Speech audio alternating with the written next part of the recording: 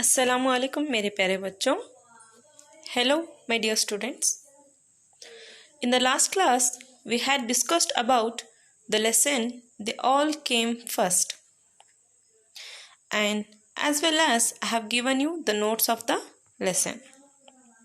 बच्चों, पिछली जमात में हमने 7वीं जमात का इंग्लिश लैंग्वेज का पहला जो सबक है They All Came First उसके बारे में मुताला किया था और मैंने आपको उसकी नोट्स भी भेजी है.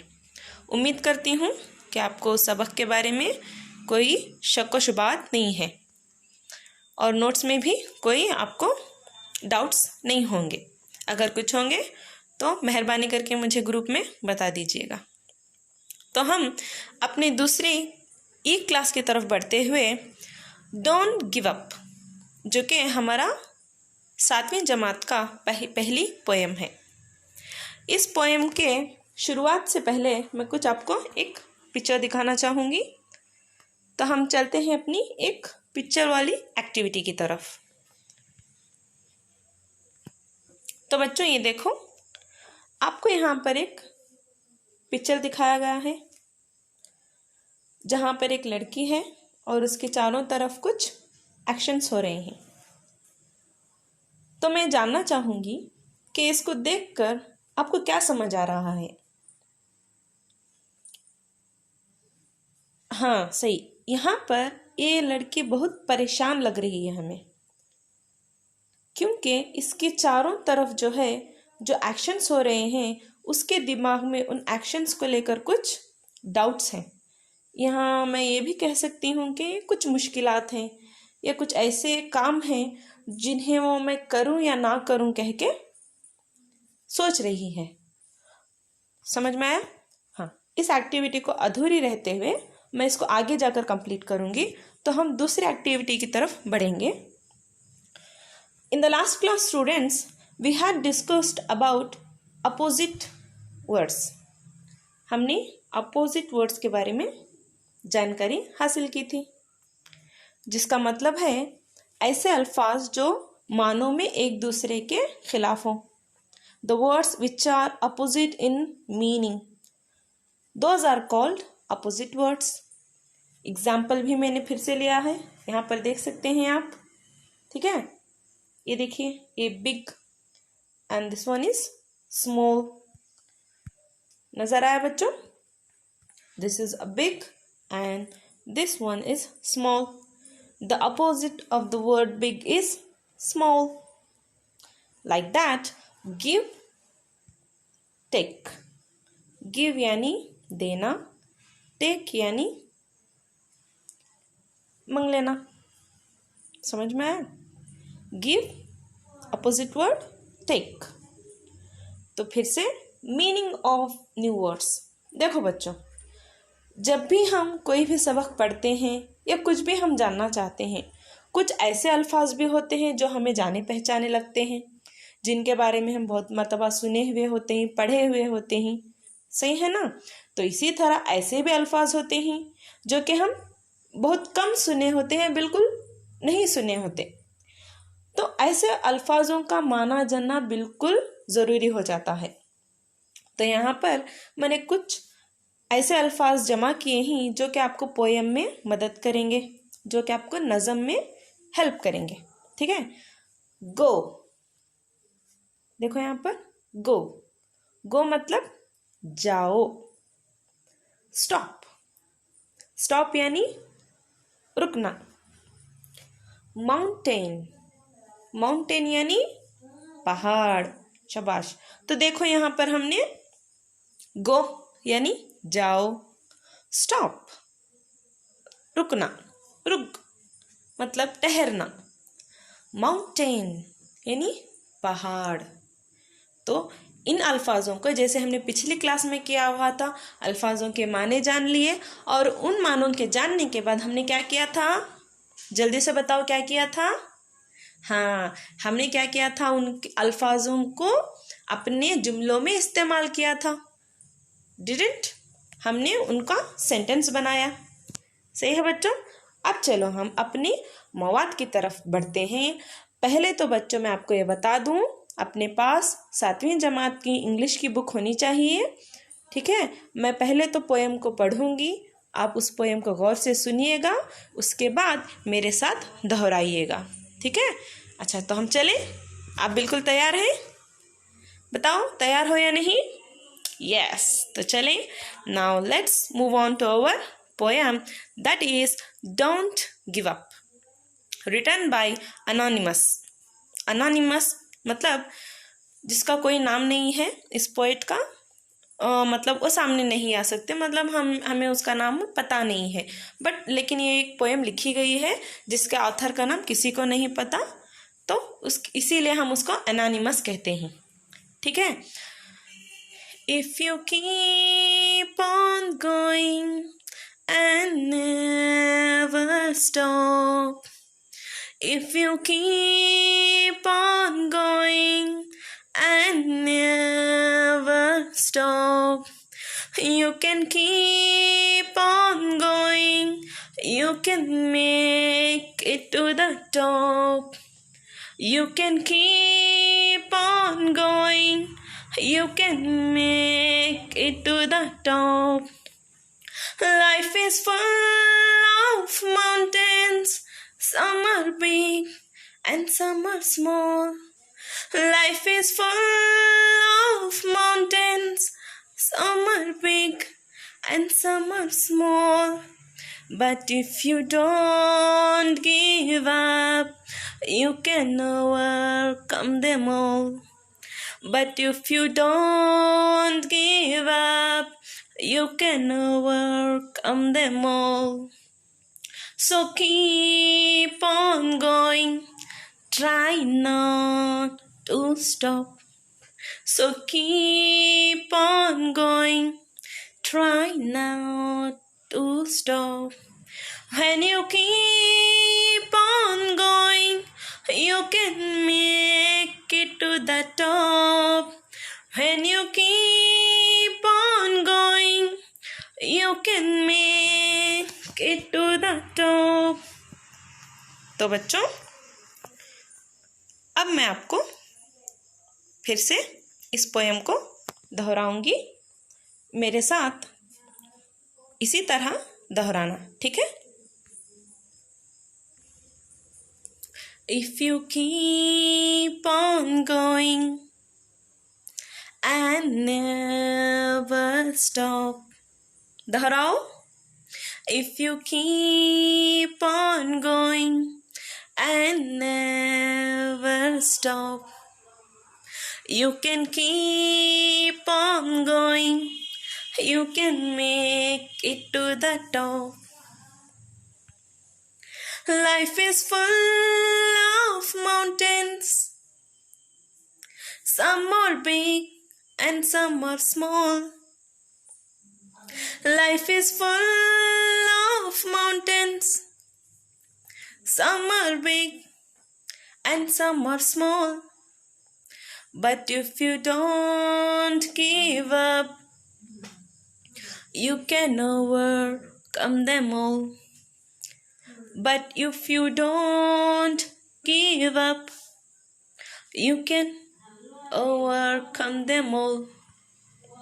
So keep on going, try not to stop.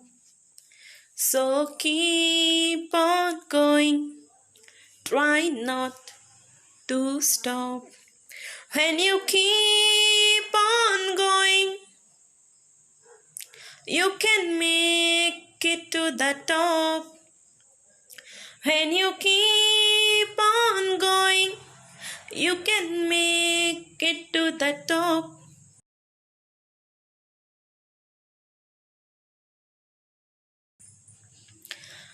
अच्छा, तो बच्चों, उम्मीद करती हूँ आपको पोएम की राग पसंद आई होगी और आपने मेरे पीछे इस पोएम को दोहराया होगा। तो हम अब चलते हैं हम अपनी पोएम की एक्सप्लेनेशन की तरफ। बहुत ही आसान और बहुत ही अच्छी पोएम है ये। देखिए, यहाँ पर पोएट ने कहा है, if you keep on going and never stop, you can keep on going, you can make it to the top.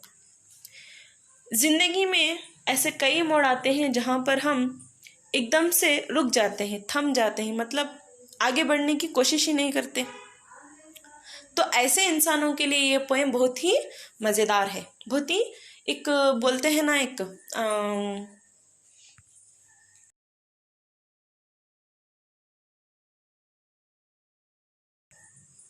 कि उनको आगे बढ़ने के लिए एक हौसला अफजाई करना। तो इस तरह का है, if you keep on going and never stop, you can keep on going, you can make it to the top. अगर तुम जिंदगी में अपने काम में आगे बढ़ते रहोगे तो तुम हमेशा अचीवमेंट ही पाओगे, तुम हमेशा कामयाबी हासिल करोगे। ठीक है, पढ़ाई हो, लिखाई हो, या कुछ काम करना हो, या कुछ भी हो, जिंदगी ऐसे ही नहीं चलती। अगर हम जिंदगी जीना चाहते हैं तो हमें कुछ ना कुछ तो करना ज़रूर पड़ता है, सही है ना।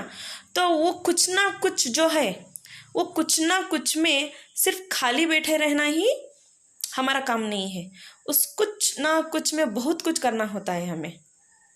ठीक है, तो वही जो बहुत कुछ करना है, अगर हम वो करते रहेंगे तो हमें कोई नहीं रोक सकता, कहाँ, अपनी मंजिल को पहुंचने के लिए। देखिए यहाँ पर एक पिक्चर है कि यहाँ पर एक इंसान कुछ काम कर रहा है। देखिए इंसान के सिर्फ 2 हाथ होते हैं, लेकिन इस पिक्चर में दिखाया गया है कि इसके 6 हाथ हैं। क्या ये पॉसिबल है कि एक इंसान के 6 हाथ हो सकते हैं? नहीं। मतलब इस पिक्चर में इस तरीके का दिखाने का मतलब ये है कि हमें वक्त के तौर पर, वक्त पर, देखिए घड़ी भी दिखाई गई है यहाँ पर, वक्त के साथ मैनेज करते हुए जिस वक्त पे जो काम करना है उस काम को करते हुए हम जब आगे बढ़ेंगे तो कभी भी हमें पीछे मुड़कर देखने की ज़रूरत नहीं पड़ेगी। देखिए लाइफ में क्या है, बहुत सारी मुश्किलात आते हैं। Life is full of mountains, some are big and some are small. Mountains, mountains यानी पहाड़, मैंने बताया था आपको माउंटेन्स का मतलब है पहाड़। देखिए ज़िंदगी में बहुत सारे पहाड़ आते हैं। पहाड़ यानी पोएट ने ये कहने की कोशिश की है पहाड़ लफ्ज़ का इस्तेमाल करके कि ज़िंदगी में बहुत सारी मुश्किलात आती हैं। पहाड़ यानी मुश्किलात, यहाँ पर पहाड़ लफ्ज़ आने का मतलब है मुश्किलात का, मतलब मुश्किलात का आना। ज़िंदगी में बहुत सारी ऐसी मुश्किलात आती हैं, ऐसी परेशानियाँ, ऐसी मुसीबतें आती हैं कि चंद बहुत बड़ी होती हैं तो चंद बहुत ही बिल्कुल ही छोटी सी। जैसे कि मिसाल के तौर पर आप ले सकते हैं कि अभी देखिए हमारी पढ़ाई है, जब हम अच्छा पढ़ेंगे बच्चों, जब हम अच्छा पढ़ाई में आगे आएंगे तो ज़िंदगी में आगे जाकर शायद कोई डॉक्टर बनेगा, कोई इंजीनियर बनेगा, कोई मेरी तरह टीचर बनेगा, कोई कुछ सॉफ्टवेयर इंजीनियर बनेगा, या कोई पुलिस बनेगा, मिलिट्री में ज्वाइन होगा। देखिए बहुत सारे काम हैं, कोई SDA FDA कुछ भी हो करेगा। ठीक है, करने के लिए हमें पढ़ाई करना बेहद ही ज़रूरी है।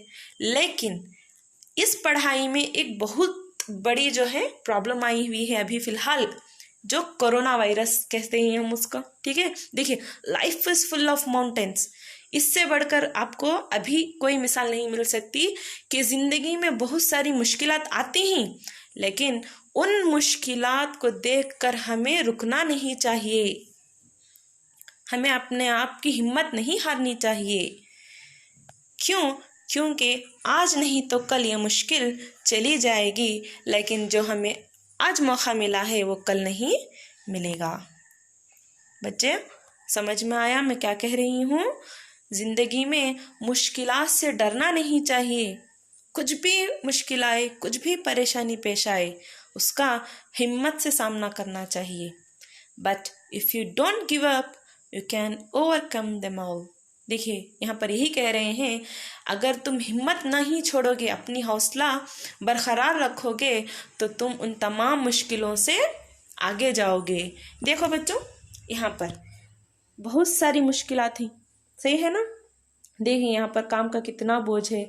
ये जस्ट एक एग्जाम्पल के लिए पिक्चर्स मैंने लिए हुए हैं कि ज़िंदगी में सिर्फ ऑफिस वर्क का ही कोई परेशानी नहीं होती, हर किसी को हर तरीके की मुश्किल आती है, मुसीबत आती है, तो उसको सुलझाने का तरीक़ा हर एक का अलग अलग होता है। तो कुछ भी हो, उस मुश्किल को सुलझाना बेहद ही ज़रूरी होता है, ना कि उस मुश्किल को पीठ दिखाकर हमें भागना चाहिए। देखिए यहाँ पर इतनी सारी मुश्किलात दरपेश आई हुई हैं, इस तरीके की ज़िंदगी में पेश आती हैं, हमेशा सभी को आती हैं। लेकिन जब हम गिव अप नहीं करेंगे तो देखिए यहाँ पर हमारी ज़िंदगी इस तरीके की हो जाएगी। देखिए आखिर में ये किस तरह से मुस्कुराते हुए आसानी से हर काम ईजीली कर रहा है, इतना शांत बैठा हुआ है कि, और उसका ऑफिस डेस्क भी देखिए कितना ठीक तरह से जुड़ा हुआ है। मतलब ये है कि जब हम मुश्किल में होते हैं, परेशानी में होते हैं, तो हमारे दिमाग जो है बिल्कुल काम करना बंद कर देता है या फिर उटपटांग सी सोचने लगता है। तो उस उटपटांग सोच को हमें क्या करना चाहिए, अपने डिब्बे में डालना चाहिए, डिब्बे को चाबी लगाना चाहिए और उस चाबी को क्या करना चाहिए, ज़ोर से कहीं पे फेंक देना चाहिए, क्योंकि उस उटपटांग सोच कभी वापस हमारे दिमाग में आई ही ना। ठीक है, तो इसी तरह उस उटपटांग सोच को निकालते हुए एक अच्छी सोच को लाते हुए हमें उन परेशानियों का, उन मुश्किलात का अच्छे से सामना करना चाहिए। जब आगे जाकर उन मुश्किलात से जब हम बाहर निकलेंगे तो एक बहुत ही प्यारी सी ज़िंदगी हमारा इंतज़ार कर रही होगी। ये देखो बच्चों,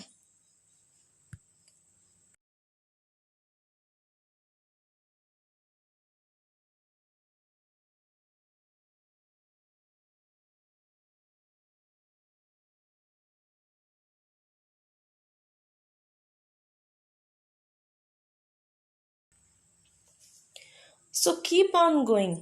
तो ये कह रहा है पोएट कि हमेशा चलते रहो, हमेशा अपने लक्ष्य, अपनी जो मंजिल है उस मंजिल को पाने की तरफ हमेशा आगे बढ़ते रहो। ट्राई नॉट टू स्टॉप, कभी भी रुकना नहीं, कितनी भी मुश्किल हो, कितनी भी परेशानी दरपेश आए, कुछ भी हो, चाहे वो कोरोना ही क्यों ना हो। ठीक है, समझ गए बच्चों, कुछ भी हो हमें रुकना नहीं चाहिए। क्यों? When you keep on going you can make it to the top. जब तुम अपनी हर मुश्किल का सामना करोगे, उसे पीठ दिखाकर भागने की बजाय सामने से उसका सामना करोगे, तो वो दुम दबा के भागेगा, हमारी तरफ नहीं, वो हमें अपनी पीठ दिखा के दुम दबा के भाग जाएगा और फाइनली हम अपनी उस मंजिल को जा सकेंगे जिस मंजिल पर हम पहुंचना चाहते हैं। देखिए बच्चों, यहाँ पर मैंने कुछ प्रोफेशंस यानी ऐसे पिक्चर्स रखे हुए हैं जिसमें डॉक्टर्स है, इंजीनियर है, नर्स है, वार्ड बॉय है, एक्स्ट्रा जो काटते हैं उसे वो इंसान भी है, टीचर भी है, प्रोफेसर भी है, ऑफिस वर्कर भी है। ठीक है, देखिए ये कुछ चंद प्रोफेशंस है, चंद काम है जो कि ज़्यादा वर्ल्ड वाइड हम एग्जाम्पल्स के लिए इस्तेमाल करते हैं। ये मैंने इसलिए रखे हैं क्योंकि आप बच्चों को ये बताना चाहती हूँ कि कितनी भी परेशानी हो, अगर आप अपनी मंजिल को पाना चाहते हो तो आप उस मुसीबत का सामना करोगे और उस मुसीबत को एक बैडमिंटन होता है ना, बैट से कॉक को मारते हैं, इस तरह से फट ऐसा मार के भगा देंगे और अपनी मंजिल को पा लेंगे और आप अपने आप को हमेशा ऊंचाइयों पर देखोगे। सही है बच्चों, मतलब पूरा ये कहने का मतलब है जिंदगी हमेशा एक जैसी नहीं होती, जिंदगी में हमेशा उतार और चढ़ाव दोनों होते हैं, चाहे वो किसी भी तरह की हो।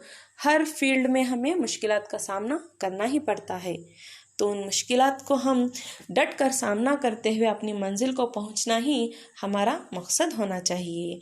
तो यही मैं समझाते हुए आप बच्चों को अपनी मवाद के आखिरी हिस्से पर पहुंचूंगी।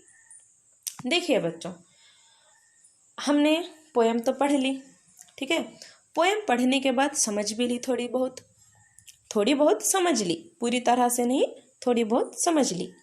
अभी मैं कुछ आपको एक चीज़ के बारे में समझाना चाहूँगी, जो कि राइमिंग वर्ड्स। देखिए यहाँ पर राइमिंग वर्ड्स का है। Rhyming words are 2 or more words that have the same or similar ending sound if they sound the same or similar। और इस तरीके से भी हम कह सकते हैं, ये देखिए, words that sound the same and end the same way ऐसे अल्फाज जो एक ही आवाज से खत्म होते हैं। समझ में आया? ऐसे दो या दो से ज्यादा अल्फाज जो कि सिमिलर आवाज में, देखने में नहीं, आवाज में सिमिलर होते हैं और चंद देखने में भी सिमिलर हमें नजर आते हैं। राइमिंग वर्ड्स बहुत सारे ऐसे ही जो देखने और आवाज सुनने में भी सिमिलर होते हैं, लास्ट वाले। जैसे कि एग्जाम्पल के तौर पर पॉप, देखिए pop hop, pop hop, sip tip, sip tip, wet pet, wet pet, rug bug. जैसे हमारे पोएम में आया है stop top, stop top, small all, small all.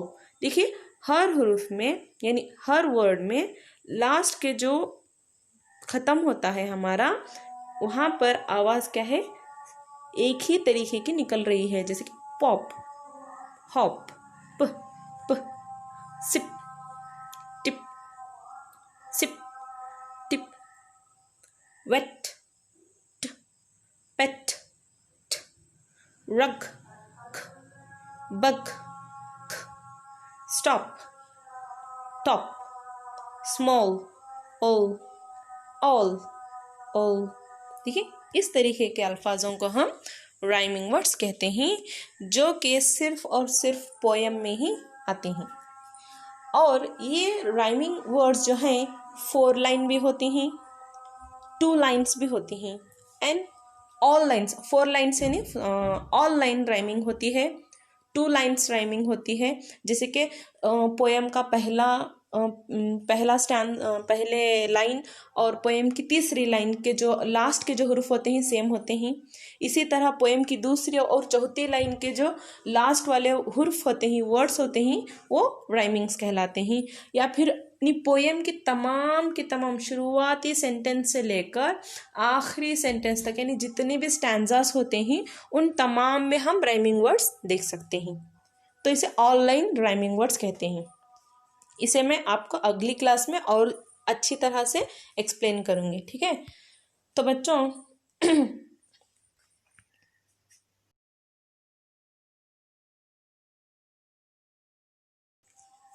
हमने हमारी पोएम भी पूरी तरह से ख़त्म कर ली है। अभी हम अपनी क्वेश्चन एंड आंसर्स की तरफ बढ़ते हैं। आंसर द फॉलोइंग क्वेश्चंस, जो कि आप अपने आप पढ़ लीजिए और उस कॉपी में लिख भी लीजिए। मैं यहाँ पर ज़्यादा इस टाइम नहीं लूँगी, आपको जल्द से जल्द इस सवाल और जवाब को ख़त्म कर दूँगी। ये है फर्स्ट, देन सेकेंड। देखिए यहाँ पर राइमिंग वर्ड्स का आपको make a list of pairs of words from the poem that and with the same sound, same sound, stop top, small all. सिर्फ ये 4 वर्ड्स हैं जो सेम साउंड से ख़त्म होते हैं, इसीलिए मैंने वहाँ पर भी एग्जाम्पल के तौर पर इन्हें इस्तेमाल किया है। और इसके बाद कोई और दूसरा वर्ड नहीं है जो सेम टू सेम इस तरीके की आवाज़ से या फिर राइमिंग वर्ड के लिए हमें यूज़ हो सकता है। तो ये सिर्फ 4 ही हैं। Then how many times has the word keep been repeated? It was repeated for 4 times। देखिए, then how many times has the word going been repeated? ये भी 4 मरतबा है। हाँ, मज़ेदार है नहीं है? तो you have to draw a picture of mountain both big and small. तो ये जहाँ पर पिक्चर आपको दिखाई दे रही है, इसी तरीके से आपको एक पिक्चर छुड़ानी होगी जहाँ पर ऊंची और छोटी सी पहाड़ आपको नज़र आए, जहाँ पर आप चाहे तो अपने पेड़ पौधे भी लगा सकते हैं या फिर घर भी छुड़ा सकते हैं। यहाँ से एक नदी बहती हुई आ रही है, ये भी दिखा सकते हैं। मैंने सिर्फ इसे बहुत ही सिंपल रखा हुआ है, पहाड़ और पेड़ों को दिखलाते हुए। देन अपने आप view the surroundings from a tall building and share your experience with your friends. अपने सराउंडिंग्स, अपनी अतराफ जो भी सबसे बड़ी बिल्डिंग है वहाँ पर जाइए और वहाँ से पूरी चौफीर का अतराफ का आपके नज़ारा लीजिए और बताइए वहाँ से आपको क्या क्या नज़र आ रहा है। जो मुझे नज़र आया मैंने यहाँ पर लिख दिया है। जो आपको नज़र आएगा आप कोशिश करो जितना हो सके इंग्लिश में लिखकर कल सुबह या परसों सुबह स्कूल को ले आओ, ठीक है। या फिर जब मैं आऊँगी आपके घरों पर या भी विद्यागमा की जो क्लासेस की जगह पर जब मैं आऊँगी वहाँ पर आपका सवाल और जवाब को मैं देखूँगी और वो सही है या गलत या फिर सही है या कुछ उसमें करेक्शन है वो करके दे दूँगी। उम्मीद करती हूँ बच्चों आपको ये क्लास बहुत अच्छी तरह से समझ आई होगी और इंटरेस्टिंग भी लगी होगी। अगर कुछ इसमें आपको समझ नहीं आया है तो मुझे आप स्कूल में यानी जहाँ पर हम विद्यागमा की क्लास करते हैं वहाँ पर बता सकते हो या फिर आपके पास मेरा नंबर है, आप मुझे फ़ोन करके बता सकते हो, ठीक है। तो अल्लाह हाफिज़, बाय।